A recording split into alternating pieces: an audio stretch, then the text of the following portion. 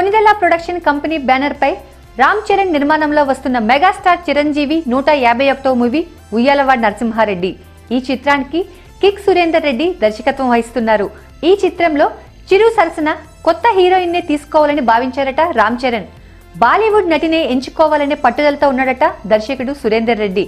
అందులో భాగంగానే ఆయన ఇటీవలే బాలీవుడ్ బ్యూటీ ఐశ్వర్యరాయ్ని సంప్రదించినట్లు సమాచారం. అయితే చిరు సరసన ఐశ్వర్యరాయ్ నటించబోతున్నట్లు వార్తలు కూడా హల్చల్ చేశాయి.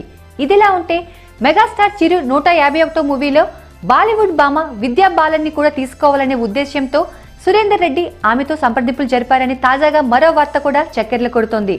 అయితే ఐశ్వర్యరాయ్ విద్యా బాలన్లలో ఎవరో ఒకరిని చిరుతో స్టెప్పులేయించాలని చూస్తుందట చిత్ర యూనిట్. సుమారుగా 125 కోట్ల బడ్జెట్ తెరకెక్కుతున్న ఈ చిత్రం ప్రీ ప్రొడక్షన్ పనులు శరవేగంగా జరుగుతున్నాయి.